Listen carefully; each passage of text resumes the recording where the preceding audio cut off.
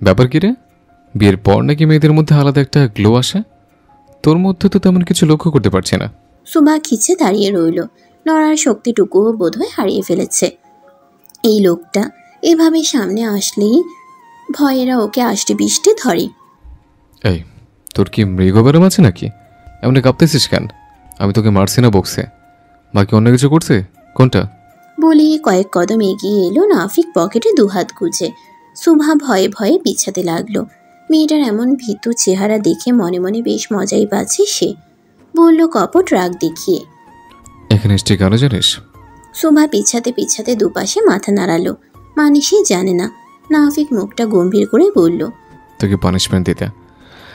আমি না বলে দিব্যি মায়ের সঙ্গে যে সকালবেলা ঢ্যাং ঢ্যাং করে চলে এলি, জানিস না এখন যে তোর এমন জলজন্ত একটা হ্যান্ডসাম বর আছে? সুভা কিছুই বলল না, চুপচাপ শুনে গেল শুধু। নাফিক আরেকটু এগিয়ে এলো।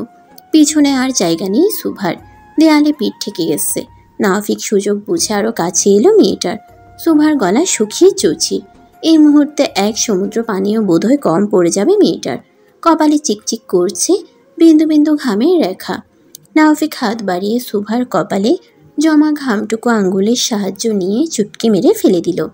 চোখ মুখ খিচে বন্ধ করে নিল সুভা। তোকে দূর থেকে দেখার নেশায় সামলাতে পারিনি এতদিন, ছটফট করছি শুধু। এখন তো কাছ থেকে দেখার পর এই অস্থিরতা কীভাবে সামলাবো?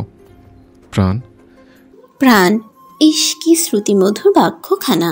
তবে শোভার কান ভেদ করল না এই নরম কণ্ঠে বলা বাক্যটি। মেয়েটা ভয়ে জমে, যাকে এতদিন জমের মতো ভয় পেয়ে এসেছে, তার মুখ থেকে নরম কথা শুনলেও আমাদের হৃদয় কেঁপে উঠবে স্বাভাবিক। শোভার ক্ষেত্রেও তাই। প্রাণ, তুই কি সত্যি অবুঝ? এতটা অবুঝ কেন তুই? তুই বলছিস না কেন? নাকি বুঝেও বুঝতে চাইছিস না? দেখ, এই যে বাম সাইডে শরীরের ভিতরে এই যন্ত্রণাটা আছে না, ওটা কীভাবে ধুকপুক করছে। বলি শোভার হাত ধরে নিজের বুকের বা পাশে চেপে ধরল নাফিক। শোভার হাত দুটো কাঁপছে অবিরাম। নাফিক ফের বলল, কিরে, বুঝতে পারছিস না? এটা কিন্তু তোকে দেখলে এভাবে লাফায়। এমন কেন হয় রে প্রাণ? জানিস? জানিস না, তবে আমি জানি। জানিস এটা কবে থেকে শুরু হয়েছে? ওই যে সেদিন তুই বাজারে কুকুরে তারা খেয়ে শ্রেয়ান ভেবে পেছন থেকে আমি জড়িয়ে ধরেছিল না, বিশ্বাস কর সেদিন থেকে, ঠিক সেদিনের পর থেকে তোকে দেখলে হৃৎপিণ্ড নামক যন্ত্রণাটা এমন লাফালাফি করে। শুভা, ওই শুভা, দরজা খোল। ভিতরে কি করো দরজা লাগাইয়া? শুভা রে।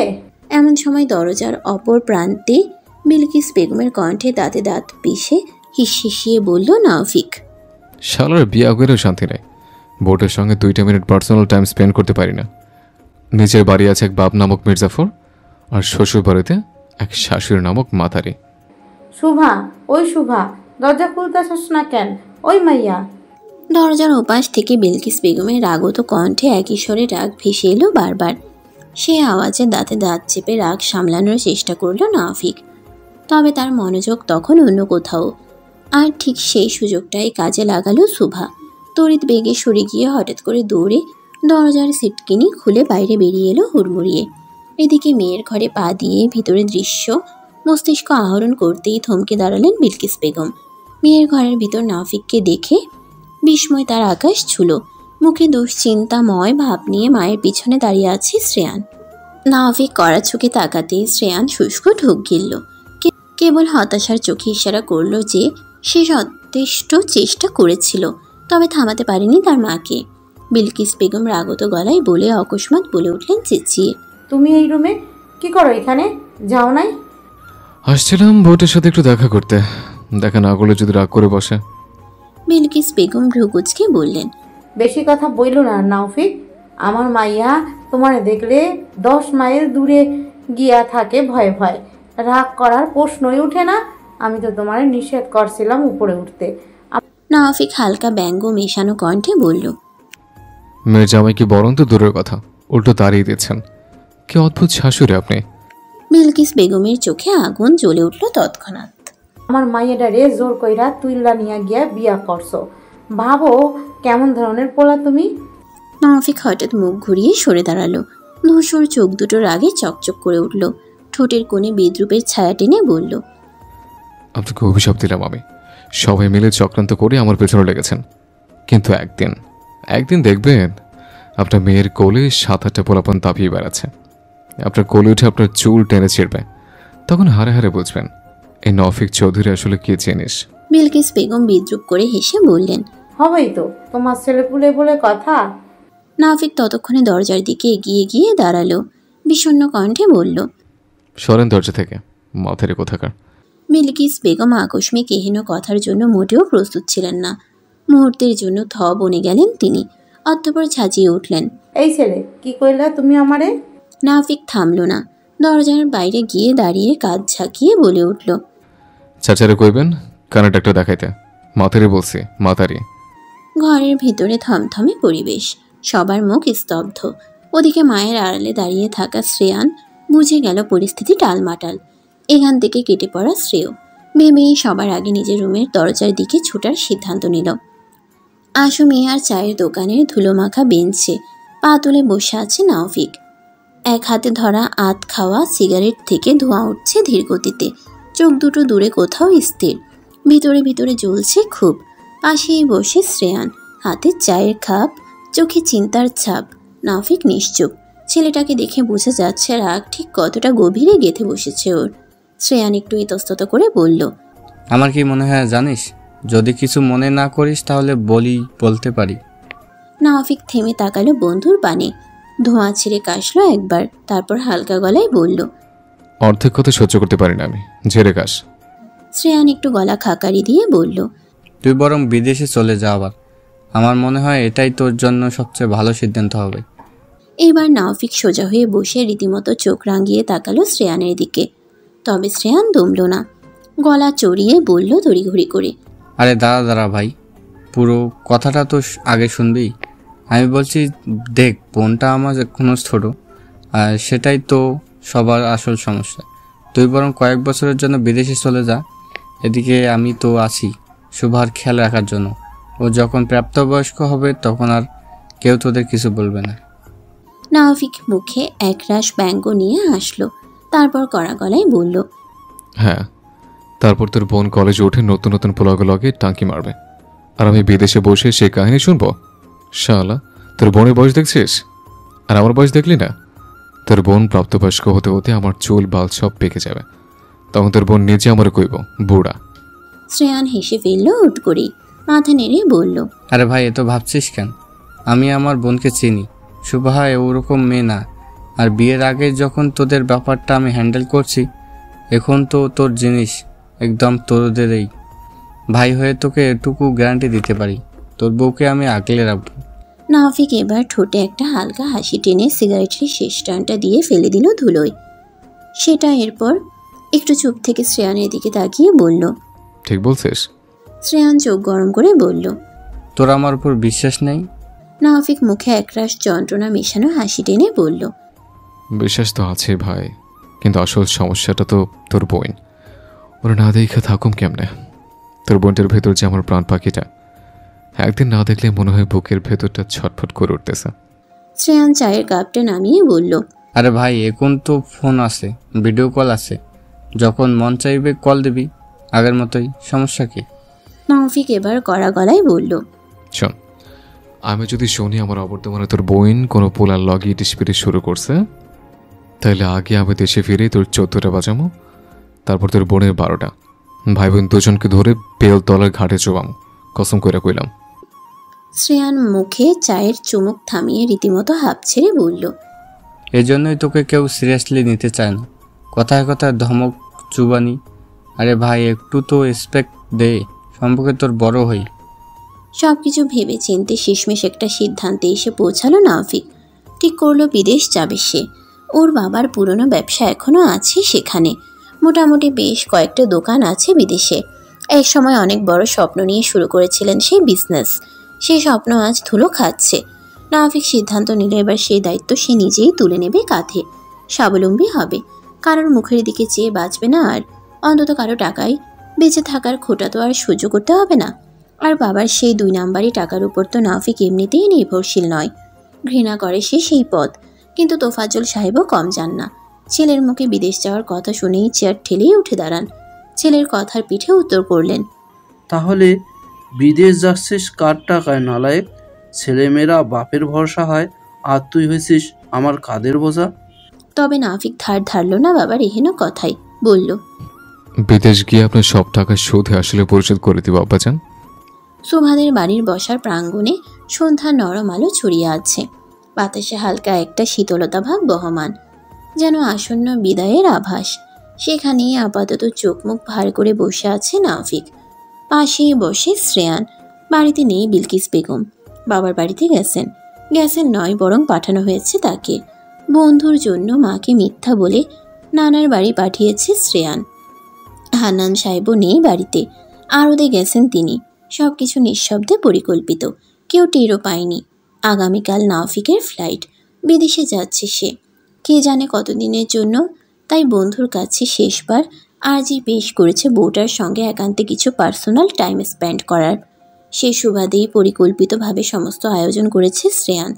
তবে এত কিছু করে দেওয়ার পরও তার বন্ধুর মুখে এই কুমোট অভিব্যক্তি কিছুতেই বোধগম্য হচ্ছে না শ্রেয়ানের।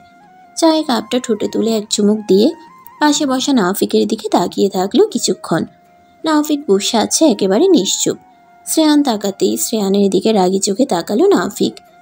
ক্যাবলা কান্তের মতো মুখে মৃদু হাসি এনে হালকা করে বলে উঠল, এভাবে রেগে আসিস কেন ভাই? সব তো করে দিয়ে রেখেছি। বাড়িতে তো কেউ নেই, বনু উপরে আছে, যা। শালা, তোর বোন ঘুমায় আসা, আমি কি এখন ঘুমোতে বললো কি গিয়ে রোমান্স করবো? শ্রেয়ান কিঞ্চিত ভেবাচেকা খেল। বিব্রত বোধ হলো ওর, বলল মিনমিন করে, উঠাইয়া দেবো। থাক, আর এত কষ্ট করতে হইব না। তোর ওই জিদ্রিস মা যখন তখন আশা পড়তে পারে। শালার আমরা একটা কপালে, বিয়ে করেও শান্তি নেই। লোকের শ্বশুরবাড়ি এসে বড় দেখতে হয়। বলেই উঠে দাঁড়ালো নাফিক। দ্রুত পা চালিয়ে উঠে গেল উপরে। সোজা শোভা রুমের সামনে এসে দাঁড়ালো। অতঃপর লম্বা এক শ্বাস নিয়ে দরজা খুলে ভিতরে প্রবেশ করলো। মেয়েটা ঘুমিয়ে আছে। বলা বাহুল্য মেয়েটা ঘুমের ঘোরেও যথেষ্ট মার্জিতভাবে ঘুমায়। আদুরে লাগছে নাফিকের নিকট তার ঘুমন্ত প্রাণটাকে। কয়েক কদম এগিয়ে গিয়ে থামলো একটা নির্দিষ্ট দূরত্বে। কাতুরে দৃষ্টি যুগল ফেলে দেখলো অনেকটা সময়। তৃষ্ণার্ত চোখ দুটো ভরে ভরে দেখলো। এরপর কি মনে করেই যেন আরেকটু এগিয়ে গিয়ে বসলো খাটের কোনায়, ফ্লোরে হাঁটু ভেঙে। শোভা কাত হয়ে শুয়ে, মুখটা নাফিকের বরাবর। নাফিক হাত বাড়িয়ে দিল সামনে। আজ আর কোনো বাধা নেই। ওর স্পর্শ ছোঁয়া এখন পবিত্র। শোভার কপালে পড়ে থাকা এলোমেলো চুলগুলো গুজে দিল কানের পাশে। ঘুমের মাঝেও বোধহয় মেয়েটা ভয় পেল, কেঁপে উঠল স্পর্শ পাওয়া মাত্রই। দ্রুত হাত গুটিয়ে নিল নাফিক। উঠে যাবে কি সে? মেয়েটার ঘুমে ডিস্টার্ব করবে না ভেবেই উঠে দাঁড়ালো। এই মেয়েটা জাদুকরি, কাছে এসেও শান্তি নেই, আর না দূরে যেও। আর 2 বছর পর বাপ মা এমনকি পুরো জগৎ কারো কথার পাত্তা দিবে না ও। এমনকি স্বয়ং এই মেয়েরও না, করে নিবে নিজের। তবে এর জন্য তার বিদেশ যাওয়াটা জরুরি। কাছে থাকলে নিজেকে আয়ত্তে রাখতে পারবে না সে। ভেবেই দরজার দিকে পা বাড়াতে বাড়াতে বিড়বিড় করে বলে গেল, নিজের সঙ্গে যুদ্ধ করে চলে যাচ্ছে আজ তোকে ছেড়ে। তুই যদি তার একাংশ বুঝতে, তাহলে হয়তো আজ নিয়তি আমাদের অন্য কিছু হতো। তবে ফিরে আসবো আমি খুব শীঘ্রই। চৌধুরী বাড়িতে আজ সাজ সাজ রব। ধুলো মাখা উঠোনে প্যান্ডেল টানানো হয়েছে বিশাল আকৃতির। রং বেরঙের লাইটে ঝলমল করছে চারপাশ। গাছের গায়ে, বারান্দার খুঁটিতে, জানালার গ্রিলে গাঁথা ফুল আর বেনি, কামিনার মালা, সবই আজকের গায়ে হলুদের সাজ। গ্রামের মানুষজন, আত্মীয় স্বজন সবাই এসেছে সুস্মিতার বিয়ের অনুষ্ঠানে। কনের স্টেজ এখনও ফাঁকা, কিন্তু চারপাশে চলাফেরা করা চাঞ্চল্য থেকে বোঝা যাচ্ছে খুব তাড়াতাড়ি সে জায়গা আলোয় ভরে উঠবে কনের আগমনে। এই হট্টগোলের মাঝেই চৌধুরী বাড়িতে পা রাখে শুভা। আজও মেয়েটার মুখে চাপা সংকোচ বিদ্যমান। তোফাজ্জল সাহেব নিজে গিয়ে এনেছেন ছেলের বউকে। হয়তো ছেলের প্রতি অভিমান এখনও আছে, কিন্তু এই মেয়েটাকে নিয়ে তার মনে গভীর মমতা, একটা দায়বদ্ধতা কাজ করে সব সময়। ছেলের অবর্তমানে তিনি নিজেই ছেলের বউয়ের সব দায়িত্ব নিয়েছেন। স্কুলে যাওয়া, খাওয়া দাওয়া, ওষুধপত্র, এমনকি পরীক্ষার ফর্ম ফিল আপ সব কিছু নিজেই বহন করেছেন। বাড়িতে ঢুকতেই ঝর্ণা বেগম এগিয়ে এসে পুত্রবধূকে বুকে টেনে নেন। আমার মেয়ে এসেছে বাড়িতে। ছোট করে বলেই তিনি আলমারি খুলে সোনার বালা জোড়া পরিয়ে দেন সুভার হাতে। সুভা মাথা নিচু করে পরে নিল সেটা। নাওফিক বিদেশ যাওয়ার সময় পেরিয়েছে 1 বছর। এই 1 বছরে কতবার চেষ্টা করেছে সুভা মন থেকে নাওফিক নামক মানুষটাকে মুছে ফেলতে, কিন্তু যে সম্পর্ক আল্লাহ বেঁধে দেন তা থেকে মুক্তি পাওয়া কি আদৌ মানুষের পক্ষে সম্ভব? তবে লোকটার প্রতি যে ভয়ের মাত্রা কমে গেছে বিষয়টা তেমন নয়। নাফিক ওর সামনে পড়লে শরীর নয় আত্মাটাও কেঁপে ওঠে ওর। এই ভয়টাই ওকে দূরে রেখেছে। তাই তো একবারও যোগাযোগ করেনি শুভা, আর না লোকটা ওর সঙ্গে কোনো যোগাযোগ রেখেছে। এই 1 বছরের মধ্যে এর আগেও শুভা কয়েকবার চৌধুরী বাড়িতে এসেছে, তবে রাতটুকু থাকা হয়নি কখনো। সকালে আসলে সন্ধ্যা হওয়ার আগেই শ্রেয়ান এসে নিয়ে গেছে বোনকে। সুস্মিতার গায়ে হলুদ আজ। নাফিকের জন্য অপেক্ষা করতে করতে বয়স পেরিয়েছে 25-এর ঘর। পরিবারের চাপে পড়ে এবার বিয়েতে রাজি হতে হয়েছে তাকে। তবে এবার সে খুঁজে পায়নি ছেলেটার মাঝে, তাই হয়তো হাল ছেড়ে দিয়ে এক পর্যায়ে রাজি হয়ে গেছে পরিবারের সিদ্ধান্তে। গায়ে হলুদ আলোক ছটা চৌধুরী বাড়ির আনাচে কানাচে ছড়িয়ে। মেয়েরা জড়িয়েছে গাঢ় ল্যাভেন্ডার রঙের শাড়ি। নরম রেশমের উপর তাজা ফুলের গহনা যেন বসন্তের নৈসর্গিক ছোঁয়া বয়ে এনেছে। শান্ত চোখ ও মুখে মৃদু দ্বিধা এবং হৃদয়ের গভীরে জমে থাকা একরাশ না বলা কথা নিয়ে এগিয়ে গেল সুস্মিতার কক্ষের দিকে শুভা। কক্ষে তখন ছিল সুস্মিতা ও আরোহী। মেকআপ আর্টিস্টরা সদ্য বিদায় নিয়েছে। শুভা দরজার কাছে এসে দাঁড়ালো। ওর উপস্থিতি লক্ষ্য করে আরোহীর চোখ ঝলসে উঠল। তুমি এখানে কেন এসেছ? কি চাই? সুস্মিতার তীক্ষ্ণ দৃষ্টিতে থেমে গেল আরোহী। না বলা ভাষায় ইঙ্গিত পেয়ে গুটি গুটি পায়ে উক্ত কক্ষ ত্যাগ করল সে। শুভা তখনও দ্বিধার চোরা বালিতে দাঁড়িয়ে। সুস্মিতা উঠে এলো ধীর পায়ে। দরজাটি বন্ধ করে ফিরে তাকালো শুভার দিকে। এসো এখানে বসো তো আমার পাশে। শুভা এগিয়ে গিয়ে বসলো নরম গালিচার কিনারে। কাজ জুড়ে পড়া ফুলের চেন আর ল্যাভেন্ডার রঙের কাপড়ের কোমল মুখকে আরও শান্ত ও পরিণত করে তুলেছে অনেক। সুস্মিতা স্নেহ ভরা কণ্ঠে জিজ্ঞেস করল, পড়ালেখা কেমন চলছে তোমার? এই তো আলহামদুলিল্লাহ, ভালোই। তো ফাইনাল এক্সাম, প্রস্তুতি কেমন? চেষ্টা করছি, আলহামদুলিল্লাহ। সুস্মিতা কয়েক মুহূর্ত নীরব থাকলো। শুভার মুখের দিকে তাকিয়ে যেন বুঝে ফেলল চেপে রাখা মন খারাপের রেশ। মন খারাপ কেন তোমার? শুভা মৃদু হাসলো, মাথা নুইয়ে বলল, কই না তো আপু। সুস্মিতা আলতো করে ওর গালে হাত রেখে বলল, আরোহীর কথায় কষ্ট পেও না, ও একটু অন্যরকম, তবে মনটা ততটাও খারাপ না। কিছু মনে করিনি, সত্যি বলছি। নাফিকের সঙ্গে কথা হয় তোমার? আকস্মিক এহেন হঠাৎ নীরব হয়ে গেল শোভা। চোখের কোণ ছুঁয়ে এক টুকরা অস্বস্তি যেন কুয়াশার মতো ভেসে উঠল তৎক্ষণাৎ। নিজ চোখে তাকিয়ে থাকলো কার্পেটের এক কোণায়। উত্তরটা গলায় এসে আটকে গেছে। সুস্মিতা একটু এগিয়ে এসে ওর গালটা এক হাত দিয়ে আলতো করে ছুঁয়ে বলল, বলো না, হয়? শোভা খুব আস্তে বলল, না আপু। সুস্মিতার মুখটা একটু ভার হয়ে গেল। চোখে কেমন এক জটিল দৃষ্টি, হয়তো না বলা অনেক প্রশ্ন, অনেক অতৃপ্তি। তোমার সঙ্গে কথা না বললে কি হবে? তোমার প্রতিটি পদক্ষেপ, প্রতিটি সেকেন্ডের খবর কিন্তু ঠিকই সে রাখে, সেটা জানো তো? শোভা ক্যাবলার মতো দুপাশে মাথা নাড়ালো। মৃদু হাসলো সুস্মিতা, পরপর বলল, তবে আমি জানি, যেদিন থেকে তোমার মায়ায় জড়িয়ে ওই পুরুষের অস্তিত্ব খানা সেদিন থেকেই জানি। তবে ব্যাপারটাকে অত সিরিয়াসলি নেইনি আমি। ভেবেছিলাম ক্ষণিকের মোহ, কেটে যাবে হয়তো একটা সময়, কিন্তু ভুল ছিলাম আমি। ওটা মোহ ছিল না, ছিল তোমার প্রতি ওর পাগলামি, মায়া, যেটা দিন বেদিন কমার বদলে বেড়েই গেছে, এখনো চলছে। জানো তুমি, খুব ভাগ্যবতী শুভা, বয়সে আমার চেয়েও যথেষ্ট ছোট তুমি, কিশোরী। অনেক বছরের তফাৎ তোমার আমার সাথে, তবে তবুও তোমার কপাল আর ভাগ্য নিয়ে আমার হিংসা হয় মাঝে মাঝে, অনেক হিংসা হয়। এই হিংসার নাম না পাওয়া, এই হিংসার নাম একতরফা ভালোবাসা। আমি জানি না তুমি জানো কি না, আর না জানলেও যেহেতু এ বাড়ির বউ হয়েছ, তো একটা সময় ঠিকই জেনে যাবা। ওকে আমি সেই ছোটবেলা থেকে ভালোবেসে এসেছি। বলতে পারো আমার ভালোবাসাটা ছিল একতরফা, আর সেটাই থেকে গেছে। অনেকভাবে আকৃষ্ট করার চেষ্টা করেছি, যা যা অপছন্দ করতো সেসবের ধারে কাছে ঘেঁষতাম না, যা যা পছন্দ করতো সেসব করে বেড়াতাম সারাদিন। তবে ভাগ্য দেখো আমার, ভালোবাসা তো দূর, একটু ঠাঁই পর্যন্ত পাইনি ওই পাষাণ হৃদয়ে। আর তুমি এদিক থেকে কতটা ভাগ্যবতী নারী দেখেছো? এখন বলো, তোমার ভাগ্য নিয়ে আমার হিংসা করাটা কি যুক্তিযুক্ত নয়? সুভার চোখ দুটো ছলছল করে উঠল।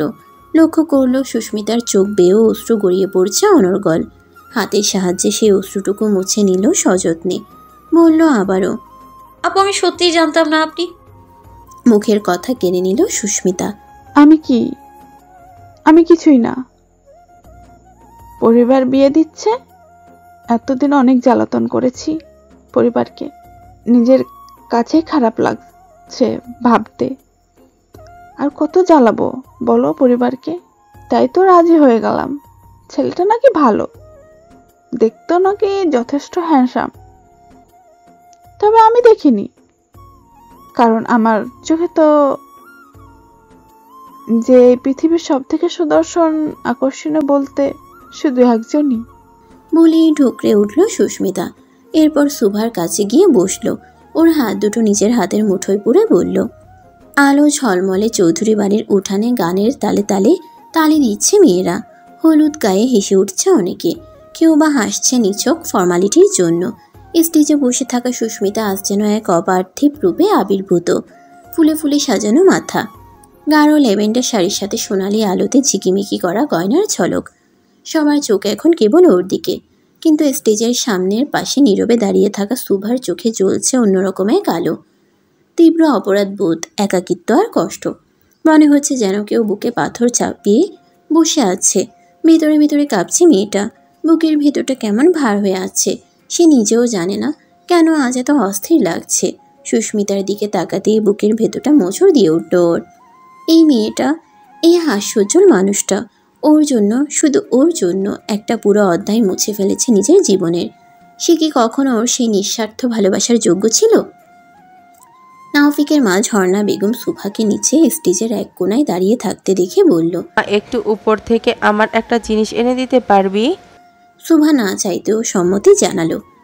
জি আম্মু, বলেন কি লাগবে? মা, নাওফিকের রুমে কাবার্ড এ একটা বাক্স আছে, খুলতেই সামনে পাবি, একটু এনে দে না মা। না চাইতেও যেতে রাজি হলো সুভা।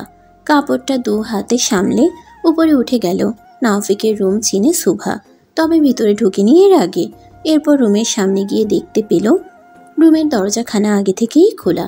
সুভা ইতস্তত করলো কিঞ্চিত, পরপর ভাবল লোকটা তো আর বাড়িতে নেই। সুভা ভয় পাচ্ছিল কেন, বলেই ভিতরে প্রবেশ করলো ও। এরপর কাবার্ড খুলতেই সেখানে কিছু না দেখতে পেয়ে হৃদয়ের মাঝে ভাঁজ পড়ল ওর। অতঃপর হন্য হয়ে খুঁজতেই হাতে আটকালো জামা কাপড়ের সাথে কতগুলো সিগারেটের প্যাকেট। নাক কুচকালো সুভা। প্রাণ, আকস্মিক পিছন থেকে গম্ভীর পুরুষালী পরিচিত কণ্ঠে ভরকে উঠল সুভা। হকচকিয়ে গিয়ে হাতে থাকা বক্সটা পড়ে গেল ওর। চকিত পিছনে ঘুরল তৎক্ষণাৎ। বিস্ময়ে হতবিহ্বল গেল অমনি। বলল অস্ফুট স্বরে, নাওফিক ভাই। নাওফিক ভরকে গেল নিজ বউয়ের মুখে ভাই ডাকে। হৃদয়ের মাঝে কয়েক স্তরে ভাঁজ ফেলে বলল, নিজ বরকে ভাই রাখলে আল্লাহ পাপ দিবে। আপনি এখানে কবে এলেন? খুশি হস নে, তাই না? সুভা থম মেরে থাকলো। বলল আমতা আমতা করে, না মানে আপনি? হ্যাঁ, আমি তোর স্বামী তেজন নওফিক চৌধুরী। আর কিছু? সুভা দুপাশে মাথা দুলিয়ে না জানালো। এরপর নিচে পড়ে থাকা বক্সটা তুলে নিয়ে হাঁটা ধরলো সামনে। নাওফিক বলল, কোথায় যাচ্ছিস? বাইরে। নিচে? জি। আজ সারা রাত আর কোথাও যাওয়া যায় নাই তোর? সুভা ভরকে গিয়ে প্রশ্ন করল। জি। নাওফিক রুমের দরজাটা টেনে লাগিয়ে দিল পিছনে। সুভা বক্সটা বুকে চেপে ধরে দাঁড়িয়ে রইল, চোখ বড় বড় করে তাকিয়ে তার দিকে। নাওফিক ধীরে ধীরে কাছে এলো ওর। শোন, যথেষ্ট সময় দিয়েছি তোকে, আর সম্ভব না আমার পক্ষে। সুভা কাঁপা কাঁপা গলায় বলল, মানে? নাওফিক চোখ নামিয়ে বলল, মানে এই এতদিন তো তোর মতামতের অপেক্ষা করছে, ভাবছি তুই বুঝবি, সময় নেবে, স্বাভাবিক হবে, কিন্তু তুই তো শুধু পালিয়ে বেড়াস রে প্রাণ। সুভার গলা শুকিয়ে আসে। আমি পালাইনি, আমি ভয় পেয়েছি। ভয় আমার থেকে? যেতে দিন নাওফিক ভাই। সুভা চোখ নামিয়ে বলল উক্ত কথাটি। বুকের ভেতরটা হঠাৎ কেমন কেঁপে উঠছে। নাওফিক কাছে এগিয়ে এলো আরও এক ধাপ। আজ থেকে কোথাও যাবে না তুই, থাকবি আমার কাছে, এই ঘরে। এই বাড়িতেই, শুধু আমার হয়ে। সুভা স্তব্ধ, কিছু বলছে না, চোখে জল জমছে। নাফিক ধীরে হাত বাড়িয়ে তার হাত থেকে বক্সটা নিয়ে একপাশে রাখলো। ভয় পাস কেন আমায় এত?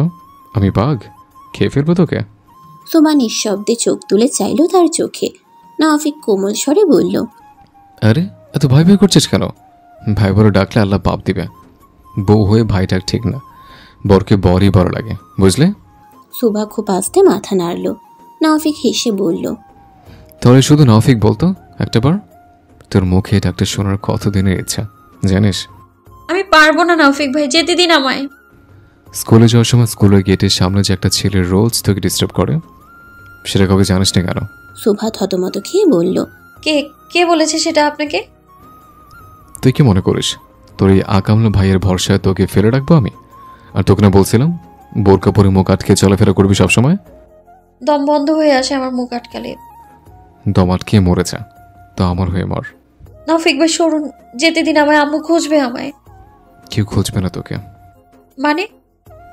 মানে তোর আম্মু তোকে এখানে আমার জন্য পাঠিয়েছে। সুভা নিচু গলায় বলল। সবাই জানে আপনি এসেছেন? নাফিক ঠান্ডা স্বরে উত্তর দিল, হ্যাঁ। সুভা বিস্ময় নিয়ে জিজ্ঞেস করল, তাহলে আমায় কেউ জানালো না কেন?